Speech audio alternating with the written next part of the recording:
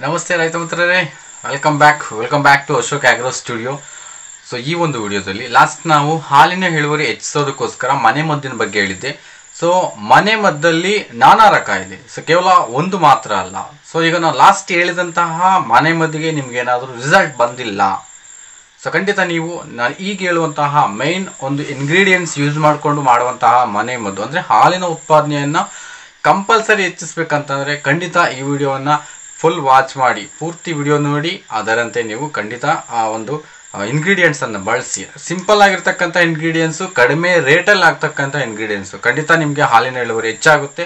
So ನೀವು ಅದನ್ನು ಮಾಡಿ ನನಗೆ ಖಂಡಿತ ಆ ಒಂದು ರಿಸಲ್ಟ್ನ ಒಂದು ಮ್ಯಾಟರ್ ನನಗೆ ಖಂಡಿತ ತಿಳಿಸ್ತೀರಾ. ಸೊ ಈ ವಿಡಿಯೋದಲ್ಲಿ ಆ ಒಂದು ರಿಸಲ್ಟನ್ನು ಯಾವ ರೀತಿ ತೆಗೋಬೇಕು, ಯಾವ ರೀತಿ ಅದನ್ನು ನಾವು ಬಳಕೆ ಮಾಡಬೇಕು ಅನ್ನೋದನ್ನು ಫುಲ್ ಡೀಟೇಲ್ಸ್ ಹೇಳ್ತೀನಿ. ಕೇವಲ 4 ಇಂಗ್ರೀಡಿಯೆಂಟ್ಸನ್ನು ಹೇಳ್ತಾ ಹೋಗ್ತೀನಿ ನಿಮಗೆ. ಸೊ ಆ 4 ಇಂಗ್ರೀಡಿಯೆಂಟ್ಸ್ ಬಳಸ್ಕೊಂಡು ಸೊ ಯಾವ ರೀತಿ ನಮ್ಮ ಒಂದು ಹಾಲಿನ ಇಳುವರಿಯನ್ನು ಖಂಡಿತ ಹೆಚ್ಚು ಮಾಡ್ಕೋಬೋದು, ಹೆಚ್ಚು ಮಾಡ್ಕೊಳ್ಳುವಂತಹ ವಿಧಾನ ಯಾವುದು, ಸೊ ಅದನ್ನು ಈ ವಿಡಿಯೋದಲ್ಲಿ ಫುಲ್ ಹೇಳ್ತಾ ಹೋಗ್ತೀನಿ. ಸೊ ಯಾರೆಲ್ಲ ನಮ್ಮ ಒಂದು ವಿಡಿಯೋಗಳನ್ನು ಹೊಸದಾಗಿ ವಾಚ್ ಮಾಡ್ತಾ ಇದ್ದೀರಾ, ಸೊ ಖಂಡಿತ ನಮ್ಮ ಚಾನಲನ್ನು ಸಬ್ಸ್ಕ್ರೈಬ್ ಮಾಡ್ಕೊಳ್ಳಿ. ಸಬ್ಸ್ಕ್ರೈಬ್ ಮಾಡಿಕೊಂಡು ವಿಡಿಯೋಗಳನ್ನು ನಿಮಗೆ ಇಷ್ಟ ಆದಾಗ ಲೈಕ್ ಮಾಡ್ತಾ ಹೋಗಿ, ಅದರಿಂದ ನಿಮ್ಗೆ ತೊಂದರೆ ಇಲ್ಲ, ಬಟ್ ನಮಗೆ ಸಪೋರ್ಟ್ ಮಾಡ್ದಂತಿದೆ. ಇಷ್ಟ ಆದಾಗ ಲೈಕ್, ಓಕೆ ನನಗೆ ಇಷ್ಟ ಆಗಿದೆ ಅನ್ನೋದು ನೀವು ಸೂಚಿಸಿದಂತೆ ಆಗುತ್ತೆ. ಸೊ ಅದಕ್ಕೋಸ್ಕರ ನೀವು ಖಂಡಿತ ಲೈಕ್ ಮಾಡ್ತಾ ಹೋಗಿ. ಸೊ ಈ ಒಂದು ವಿಡಿಯೋದಲ್ಲಿ ನಾನು ಹೇಳುವಂತಹ ಮುಖ್ಯ 4 ಇಂಗ್ರೀಡಿಯೆಂಟ್ಸು, ಸೊ ನಾವು ನಿಮ್ಮ ಮನೆಯಲ್ಲಿರ್ತಕ್ಕಂತಹ ಮುಖ್ಯವಾಗಿ ಫಸ್ಟ್ ಒಂದು ಬಂದುಬಿಟ್ಟು ನಿಂಬೆಹಣ್ಣು. ಸೊ ನಿಂಬೆಹಣ್ಣಿನಿಂದ ಹಾಲಿನ ಇಳುವರಿ ಹೆಚ್ಚಿಸ್ಬೋದಾ? ಖಂಡಿತ ಹೆಚ್ಚಿಸ್ಬೋದು. ಹೇಗೆ ಅನ್ನೋದನ್ನು ಹೇಳ್ತಾ ಹೋಗ್ತೀನಿ. ಸೆಕೆಂಡ್ ಇಂಗ್ರೀಡಿಯೆಂಟ್ಸ್ ಬೆಲ್ಲ. ಸೊ ನಾವು ಆಲ್ರೆಡಿ ಬೆಲ್ಲವನ್ನು ಹೇಳಿದ್ದೀವಿ, ಬಟ್ ಇದ್ರ ಜೊತೆ ಯಾವ ರೀತಿ ಬೆರೆಸೋದು ಅನ್ನೋದನ್ನು ಹೇಳ್ತಾ ಹೋಗ್ತೀನಿ. ಅದೇ ರೀತಿ ಸೋಂಪು ಕಾಳು ಅಲ್ಲಿ ಹೇಳಿದ್ದೀನಿ. ಸೊ ಇಲ್ಲಿ ಸೋಂಪು ಕಾಳನ್ನು ನಾವು ಯಾವ ರೀತಿ ಜಾಯಿನ್ ಮಾಡಬೇಕು, ಈ ಒಂದು ಮೆಡಿಸನಲ್ಲಿ ಯಾವ ರೀತಿ ಬಳಸಬೇಕು ಮದ್ದಲ್ಲಿ ಅನ್ನೋದನ್ನು. ಸೊ ಅದೇ ರೀತಿ ಸಾಸಿವೆ ಎಣ್ಣೆ. ಸೊ ಸಾಸಿವೆ ಎಣ್ಣೆ, ಸೋಂಪು ಕಾಳು, ಬೆಲ್ಲ, ನಿಂಬೆಹಣ್ಣು, ಇಷ್ಟು ಅಂಶಗಳನ್ನು ಬಳಕೆ ಮಾಡಿಕೊಂಡು ಸೊ ನಾವೊಂದು ಮದ್ದನ್ನು ರೆಡಿ ಮಾಡ್ಬೋದು. ಏನು ಆ ಮನೆ ಮದ್ದು ಅನ್ನೋದನ್ನು ಸೊ ಈ ಒಂದು ವಿಡಿಯೋದಲ್ಲಿ ಸಂಪೂರ್ಣವಾಗಿ ತಿಳಿಸ್ತೀನಿ. ಸೊ ಫಸ್ಟ್ ಒಂದು ಬಂದುಬಿಟ್ಟು ನಮ್ಮ ಹಸುವಿನಲ್ಲಿ ಹಾಲಿನ ಇಳುವರಿ ಯಾವಾಗ ಹೆಚ್ಚಾಗುತ್ತೆ. ಸೊ ಫಸ್ಟ್ ಅದನ್ನು ನಾವು ತಿಳ್ಕೋಬೇಕು. ಮತ್ತು ಡೌನ್ ಅಂದರೆ ತೀರಾ ಡೌನ್ ಆದಂತಹ ಹಸುವಿನಲ್ಲಿ ಹಾಲನ್ನು ಹಠಾತ್ತನೆ ನಾವು ಹೆಚ್ಚು ಮಾಡಬಹುದಾ, ಮುಖ್ಯವಾಗಿ ನಾವು ಇದನ್ನ ತಿಳ್ಕೋಬೇಕಾಗಿರುತ್ತೆ. ಸೊ ಹಾಲಿನ ಇಳುವರಿ ಈಗ ಸ್ಟಾರ್ಟಿಂಗ್ ಒಂದು 3 ರಿಂದ 4 ತಿಂಗಳ ತನಕ ಸೊ ಒಂದು ರೇಂಜ್ ಆಫ್ ಮಿಲ್ಕಿಂಗನ್ನು ಕೊಡ್ತಾ ಇರುತ್ತೆ ಹಸುಗಳು. ಸೊ ಅದಾದ ನಂತರ ಹಠಾತ್ತನೆ ಕಡಿಮೆ ಆಗ್ತಾ ಹೋಗುತ್ತೆ. ಪ್ಲಸ್ ಅದರ ಜೊತೆಗೆ ಹೆಚ್ಚು ಆಹಾರವನ್ನು ಕೊಟ್ಟಾಗಲೂ, ಹೆಚ್ಚು ದಾಣವನ್ನು ಕೊಟ್ಟಾಗಲೂ ನಮ್ಮ ಹಸುಗಳು ಹಾಲನ್ನು ಕೊಡೋದಿಲ್ಲ. ಸೊ ಕಾರಣ ಏನು, ಯಾಕೆ ಒಳ್ಳೆ ಉತ್ತಮ ಆಹಾರ ಕೊಟ್ಟರೂ ಸಹ ಹಾಲನ್ನು ಕೊಡ್ತಾ ಇರಲ್ಲ? ಸೊ ಅದಕ್ಕೊಂದೇ ಕಾರಣ, ಅಜೀರ್ಣ ಆಗಿರ್ಬೋದು. ಸೊ ಜೀರ್ಣ ಆಗದೆ, ಸೊ ಏನು ತಿನ್ನುತ್ತೆ ಅದು ಜೀರ್ಣವಾಗದೆ, ಸರಿಯಾಗಿ ಪೋಷಕಾಂಶಗಳು ದೇಹಕ್ಕೆ ದೊರೆಯದಲೆ ಆ್ಯಸ್ ಇಟ್ ಈಸ್ ಅದು ಸಗಣಿ ರೂಪದಲ್ಲಿ ಹೊರ ಹೋಗ್ತಕ್ಕಂಥದ್ದು. ಸೊ ಇದೊಂದು ಆಗಿರಬಹುದು.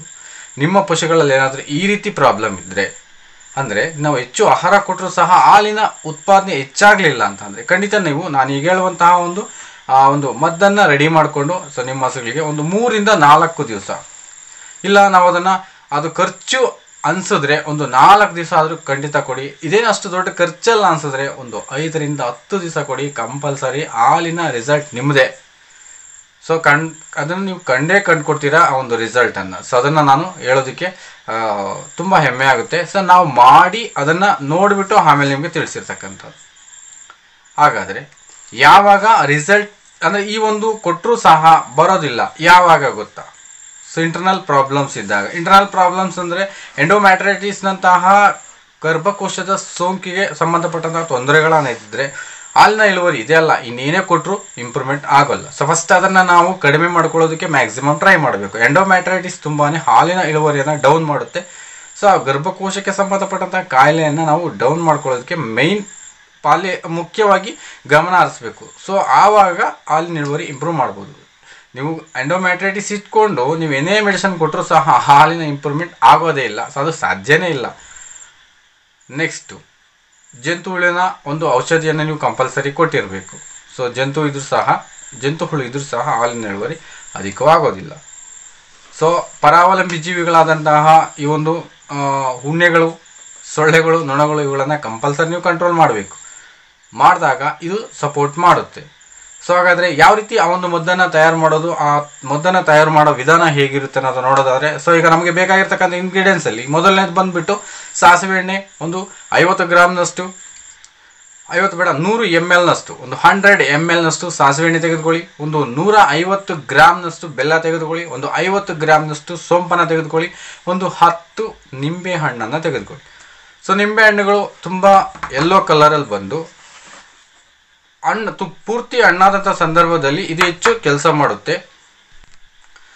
ಸೊ ಹಸಿರು ಬಣ್ಣದಲ್ಲಿರುವಂತಹ ನಿಂಬೆಹಣ್ಣುಗಳಲ್ಲಿ ಅಷ್ಟೊಂದು ಪಕ್ವತೆ ಇರೋದಿಲ್ಲ. ಸೊ ಪಕ್ವತೆ ಇಲ್ಲದಿರೋ ಕಾರಣ ಅವುಗಳನ್ನು ನಾವು ಬಳಸೋದು ಬೇಡ ಅನಿಸುತ್ತೆ. ಸೊ ಫುಲ್ ಯೆಲ್ಲೋ ಕಲರಲ್ಲಿರ್ತಕ್ಕಂತಹ ನಿಂಬೆಹಣ್ಣನ್ನು ಬಳಸಿ ಒಂದು 10. ಸೊ ನಿಮ್ಗೇನಾದರೂ ದರ ಕಡಿಮೆ ಇತ್ತು ಅಂತ ಅಂದರೆ ಅದರ ಡಬಲನ್ನು ನೀವು ತೆಗೆದುಕೊಳ್ಳಿ, 15 ತೆಗೆದುಕೊಳ್ಳಿ. ಸೊ ನಿಮಗೆ ಕಡಿಮೆ ದರದಲ್ಲಿ ಸಿಗೋದಾದರೆ. ಅದಾದ ನಂತರ ನಿಮಗೆ ಸೊ ಬೆಲ್ಲ ಇದೆಯಲ್ಲ, ಸೊ ಬೆಲ್ಲವನ್ನು, ಸೊ ಈಗ ಮೇಯ್ನ್ ನಾವು ಇದನ್ನ ಮಾಡುವಂತಹ ಪ್ರಕ್ರಿಯೆ ಹೇಗಿರುತ್ತೆ ಅನ್ನೋದನ್ನು ಮೇಯ್ನ್ ನೋಡೋದಾದರೆ, ಫಸ್ಟ್ ಒನ್ ಬಂದುಬಿಟ್ಟು ನಿಂಬೆ ಹಣ್ಣನ್ನು ಎಲ್ಲವನ್ನು ಹಿಂಡ್ಕೊಂಡ್ಬಿಟ್ಟು, ಅಂದರೆ ಬೀಜವನ್ನು ತೆಗೆದು ಸೊ ಕೇವಲ ರಸವನ್ನು ಮಾತ್ರ ಹಿಂಡ್ಕೊಂಡು ಒಂದು ಪಕ್ಕಕ್ಕೆ ಇಟ್ಕೊಳ್ಳಿ. ಅದಾದ ನಂತರ 1 ಲೀಟರ್ನಷ್ಟು ನೀರನ್ನು ತೆಗೆದುಕೊಂಡು ಒಂದು ಕಡಾಯೊಳಕ್ಕೆ ನೀರನ್ನು ಹಾಕಿ ಅದು ಚೆನ್ನಾಗಿ ಕುದಿಯೋವರೆಗೂ ಕುದಿಸಿಬಿಟ್ಟು, ಅದಾದ ನಂತರ ಆ ಒಂದು 150 ಗ್ರಾಮ್ನಷ್ಟು ಬೆಲ್ಲವನ್ನು ಅದಕ್ಕೆ ಹಾಕಿ ಪಾಕ ಬರುವಂತೆ, ಸ್ವಲ್ಪ ಅಂಟು ಬರುವಂತೆ ಚೆನ್ನಾಗಿ ಅದನ್ನು ಕಾಯಿಸ್ಕೊಳ್ಳಿ. ಆದ ನಂತರ ನಿಮ್ಮ ಒಂದು 50 ಗ್ರಾಮ್ ಅಥವಾ 60 ಗ್ರಾಮ್ ಸೋಂಪು ಏನಿದೆ ಅದನ್ನು ಮಿಕ್ಸಿ ಜಾರೊಳಗೆ ಹಾಕ್ಬಿಟ್ಟು ಚೆನ್ನಾಗಿ ಪೌಡರ್ ರೂಪದಲ್ಲಿ ಮಾಡಿಬಿಟ್ಟು ಅದನ್ನು ನೀವು ಆ ನೀರಿಗೆ ಹಾಕ್ಕೊಳ್ಳಿ. ಬೆಲ್ಲವನ್ನು ಕಾಯಿಸಿರ್ತಕ್ಕಂತಹ ನೀರಿಗೆ ಅದನ್ನು ಹಾಕ್ಕೊಳ್ಳಿ. ಅದಾದ ನಂತರ ನಮ್ಮ ಒಂದು ಸೋಂಪಿನ ಪುಡಿ ಏನಿರುತ್ತೆ ಸೊ ಅದನ್ನು ಹಾಕ್ಕೊಂಡು, ಅದಾದ ನಂತರ ನಮ್ಮ ಸಾಸಿವೆ ಎಣ್ಣೆ ಸೊ ಅದನ್ನು ಸಹ ಹಾಕ್ಕೊಳ್ಳಿ. ಸೊ ಇದನ್ನು ಟೋಟಲಾಗಿ ಚೆನ್ನಾಗಿ ಕುದಿಸಿ ತಣ್ಣಗೆ ಮಾಡಿ ಆರಿಸ್ಬಿಟ್ಟು ಅದನ್ನು ಹೀಟ್ ಇರೋದನ್ನು ಖಂಡಿತ ಕೊಡಬೇಡಿ. ತಣ್ಣಗೆ ಮಾಡಿದ ನಂತರ ಸೊ ಅದನ್ನು 2 ಪಾರ್ಟ್ಸ್ ಮಾಡಿ, ಎಷ್ಟಿರುತ್ತೆ ಅದು 1 ಲೀಟರ್ ಇದ್ದರೆ ಸೊ ಅರ್ಧ ಲೀಟರ್. ಸೊ ಬೆಳಿಗ್ಗೆ ಒಂದು ಭಾಗವನ್ನು, ಸಾಯಂಕಾಲ ಒಂದು ಭಾಗವನ್ನು, 2 ಭಾಗವನ್ನು ಒಂದು ದಿನಕ್ಕೆ ಕೊಡಿ.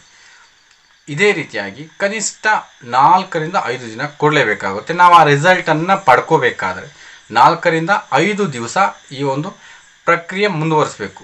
ಇಲ್ಲ ಸರ್ ಇದು ದೊಡ್ಡ ಖರ್ಚೇನಲ್ಲ ಇದರಿಂದ, ಸೊ ನಾನು 10 ದಿವಸ ಮಾಡ್ತೀರಾ ಅಂದರೆ ವೆರಿ ವೆರಿ ವೆರಿ ಬೆಸ್ಟು ನೀವು ಹಾಲನ್ನು ಇಂಪ್ರೂವ್ ಮಾಡ್ಕೋತೀರಾ ಅಂತ. ಸೊ ಖಂಡಿತ ನೀವು ಆ ರೀತಿ ಮಾಡ್ಕೊಳ್ಳಿ. ಸೊ ಇದನ್ನು ನೀವು ಕನಿಷ್ಠ 4 ರಿಂದ 5 ದಿವಸ ಕೊಟ್ಟರೆ ಸೊ ನಿಮ್ಗೆ ರಿಸಲ್ಟ್ ಗೊತ್ತಾಗುತ್ತೆ. ಸೊ ಇಲ್ಲ ಸರ್ ಇನ್ನೊಂದು 5 ಡೇಸ್ ಮುಂದುವರಿಸಿದ್ರೆ ಖಂಡಿತ ಒಳ್ಳೆಯದು, ನಿಮ್ಮ ಹಸುವಿನ ಆರೋಗ್ಯಕ್ಕೂ ಒಳ್ಳೆಯದು, ಹಾಲಿನ ಇಂಪ್ರೂವ್ಮೆಂಟು ಆಗುತ್ತೆ. ಓಕೆ, ಇಷ್ಟೆಲ್ಲ ಆ ಒಂದು ಫೀಡ್ಸನ್ನು, ಈ ಒಂದು ಮದ್ದನ್ನು ರೆಡಿ ಮಾಡ್ಕೊಂಡು ಕೊಟ್ಟವಲ್ವಾ, ಯಾಕೆ ಇದರಿಂದ ಹಾಲು ಇಂಪ್ರೂವ್ಮೆಂಟ್ ಆಗುತ್ತೆ? ಸೊ ಮೇನ್ ನೀವು ತಿಳ್ಕೋಬೇಕು. ನಮಗೆ ಆಲ್ರೆಡಿ ಹೇಳಿದ್ದೀವಿ ಆ ಒಂದು ಬೇರೆ ವಸ್ತುಗಳ ಒಂದು ಇಂಗ್ರೀಡಿಯೆಂಟ್ಸ್ನ ಒಂದು ವರ್ಕ್ ಯಾವ ರೀತಿ ನಡೆಯುತ್ತೆ ಹಸುವಿನ ದೇಹದಲ್ಲಿ ಅನ್ನೋದು. ಸೊ ಫಸ್ಟ್ ಇಲ್ಲಿ ನಿಂಬೆಹಣ್ಣು ವಿಟಮಿನ್ ಸಿ ಇದು ಆ್ಯಂಟಿ ಆಕ್ಸಿಡೆಂಟ್ಸ್ಗಳನ್ನು ಹೊಂದಿರುತ್ತೆ, ಜೀರ್ಣಕ್ರಿಯೆಗೆ ತುಂಬಾ ಸಪೋರ್ಟ್ ಮಾಡುತ್ತೆ. ಸೊ ಸೋಂಪು ಕಾಳು ನಿಮ್ಗಾಗಲೇ ಹೇಳಿದ್ದೀನಿ, ಸೋಂಪು ಕಾಳಿನ ಮಹತ್ವ ಅಂದರೆ ಹಾಲು ಉತ್ಪಾದನೆಗೆ ಬೇಕಾದಂತಹ ಈ ಒಂದು ಹಾಲಿನ ಉತ್ಪನ್ನ ಬೇಕಾದಂತಹ 2 ಮುಖ್ಯ ಹಾರ್ಮೋನುಗಳಿದಾವಲ್ಲ, ಆಕ್ಸಿಟೋಸಿನ್ಸ್. ಸೊ ಅದರ ಒಂದು ರಿಲೀಸ್ ಪರ್ಪಸ್ಗೆ ಇದು ತುಂಬಾ ಕೆಲಸ ಮಾಡುತ್ತೆ. ಸೊ ಅದು ಆ ಒಂದು ಫಂಕ್ಷನ್ಸನ್ನು ವರ್ಕ್ ಮಾಡಿದ್ರೆ. ಸೊ ನೆಕ್ಸ್ಟ್ ಬೆಲ್ಲನೂ ಸಹ ಅದರಲ್ಲಿರುವಂತಹ ತುಂಬಾ ಉತ್ತಮ ಜೀರ್ಣಕ್ರಿಯೆಗೆ ಉತ್ತಮವಾದಂತಹ ಕೆಲಸ ಅದು ಮಾಡುತ್ತೆ. ಮುಖ್ಯವಾಗಿ ಸಾಸಿವೆ ಎಣ್ಣೆ ಏನಿರುತ್ತೆ ಇದರಲ್ಲಿ ಒಮೆಗಾ ಸೊ ಅಂತಹ ಒಂದು ಮುಖ್ಯ ಪೋಷಕಾಂಶಗಳಿರೋದ್ರಿಂದ ಸೊ ಅದು ಹಾಲಿನ ಉತ್ಪಾದನೆಗೆ ಮೇಯ್ನ್ ವರ್ಕ್ ಮಾಡುತ್ತೆ. ಸೊ ಇವು ಒಟ್ಟಾಗಿ ಎಲ್ಲ ಸೇರಿಸ್ಬಿಟ್ಟು ನಾವು ಅಲ್ಲಿ ತುಂಬಿ ಕೊಡೋದ್ರಿಂದ ಸೊ ಓವರಾಲ್ ಎಲ್ಲ ಒಂದೇ ಬಾರಿ ವರ್ಕ್ ಮಾಡೋದ್ರಿಂದ ಹಾಲಿನ ಇಳುವರಿಗೆ ಅಂದರೆ 3 ದಿವಸ ಕಂಟಿನ್ಯೂಸ್ ಆಗಿ 4 ದಿವಸ ಕಂಟಿನ್ಯೂಸ್ ಆಗಿ ಕೊಡಿ, ರಿಸಲ್ಟು ಖಂಡಿತ ನೀವು ಪಡ್ಕೋತೀರ. ಸೊ ಈ ರೀತಿಯಾಗಿ ಮಾಡೋದ್ರಿಂದ ಸೊ ಸುಲಭವಾಗಿ ನಮ್ಮ ಒಂದು ಡೈರಿ ಫಾರ್ಮಲ್ಲಿ ಹಸುಗಳಲ್ಲಿ ಹಾಲಿನ ಉತ್ಪಾದನೆಯನ್ನು ಹೆಚ್ಚು ಮಾಡ್ಕೋಬೋದು. ಸೊ ಹೆಚ್ಚು ಮಾಡಿಕೊಂಡು ನಾನು ಹೇಳೋದಾಗಲೇ ನಿಮಗೆ, ಸೊ ಕೇವಲ ಇದೊಂದನ್ನೇ ಕೊಟ್ಟರೆ ಹೆಚ್ಚಾಗುತ್ತಾ, ಮೇವು ಮತ್ತು ದಾಣಿ ಮಿಶ್ರಣ ಕೊಡೋದು ಬೇಡವಾ? ಸೊ ಈ ರೀತಿಯೂ ಕೇಳುವಂತಹ ನಮ್ಮ ರೈತರಿದ್ದಾರೆ. ಖಂಡಿತ ನೀವು ಕೊಡುವಂತಹ ಮೇವನ್ನು ಕಂಪಲ್ಸರಿ ಕೊಡಬೇಕು, ಕೊಡುವಂತಹ ದಾಣಿ ಮಿಶ್ರಣ ಕಂಪಲ್ಸರಿ ಕೊಡಬೇಕು. ಅದು ಕೊಟ್ಟು ಸಹ ಹಾಲು ಇಂಪ್ರೂವ್ ಆಗಿಲ್ಲ ಅಂದರೆ ಖಂಡಿತ ನೀವು ಇದನ್ನು ಬಳಕೆ ಮಾಡಲೇಬೇಕು. ಬಳಕೆ ಮಾಡಿ ರಿಸಲ್ಟನ್ನು ತೆಗೆದುಕೋಬೋದು. ಖಂಡಿತ ಇದು ಮದ್ದು ರಿಸಲ್ಟನ್ನು ಕೊಡೋದ್ರಲ್ಲಿ 2 ಮಾತಿಲ್ಲ. ಸೊ ಅದನ್ನು ನಾನು ಮಾಡಿ ನೋಡಿ ಹೇಳ್ತಾ ಇರ್ತಕ್ಕಂಥದ್ದು. ಖಂಡಿತ ನೀವು ಅದನ್ನು ಮಾಡಿ ಆ ರಿಸಲ್ಟ್ ಪಡ್ಕೊಂಡು ಒಳ್ಳೆ ಆದಾಯ ಪಡ್ಕೊಳ್ಳಿ ಅಂತ ಹೇಳ್ತಾ ವಿಡಿಯೋನ ಎಂಡ್ ಮಾಡ್ತಾ ಇದ್ದೀನಿ. ಸೊ ಖಂಡಿತ ನಿಮಗೆ ಕೊನೆಯಲ್ಲಿ ಹೇಳುವಂಥ ಮಾತು, ವಿಡಿಯೋನ ಲೈಕ್ ಮಾಡಿ ಅಂತ ಹೇಳ್ತಾ, ಸೊ ವಿಡಿಯೋನ ವಾಚ್ ಮಾಡಿದ ಪ್ರತಿಯೊಬ್ಬರಿಗೂ ಸಹ ನನ್ನ ಚಂದಾದಾರ ವರ್ಗಕ್ಕೆ ಥ್ಯಾಂಕ್ ಯು.